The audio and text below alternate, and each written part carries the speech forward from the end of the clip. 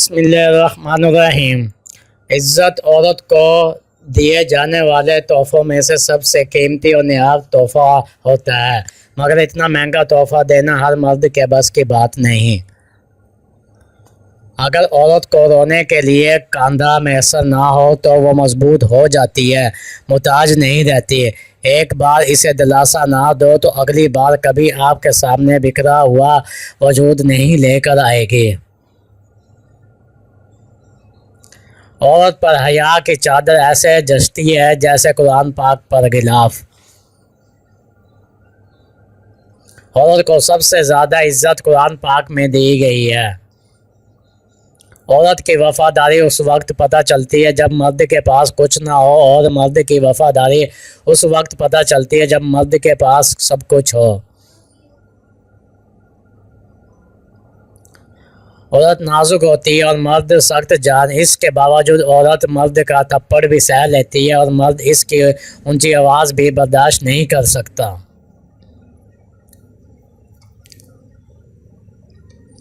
بولنا عورت کا پیدائشی حق ہے، اور بولتی ہوئی عورت کو سننا مرد کی پیدائشی بدقسمتی ہے۔ عورت کے پاس یہ صلاحیت ہے کہ وہ حالات کے تقاضے کے مطابق اپنے والدین کا بیٹا بھی بن سکتی ہے اور اپنی اولاد کا باپ بھی۔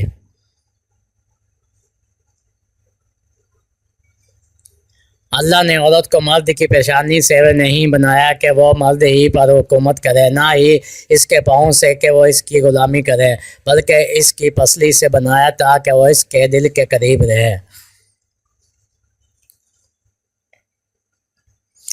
مردانگی کی بہترین سطح یہ ہے کہ مرد کی وجہ سے عورت کی آنکھ میں آنسو نہ آئے۔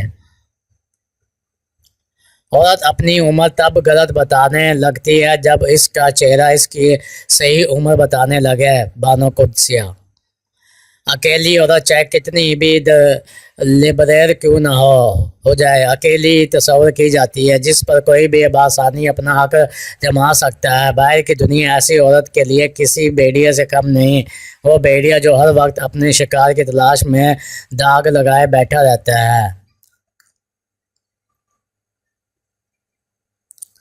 عورت کی سب سے بڑی کمزوری یہ ہے کہ وہ جلدی زبان کھول دیتی ہے اور وہ راز کو زیادہ دیر تک نہیں رکھ سکتی، بڑی جلدی اعتبار کر لیتی ہے۔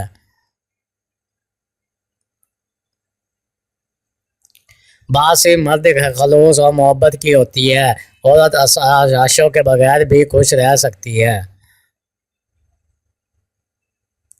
وہ جھوپڑی جہاں عورت مسکراتی ہے اس عالیشان محل سے بہتر ہے جہاں عورت روتی ہے۔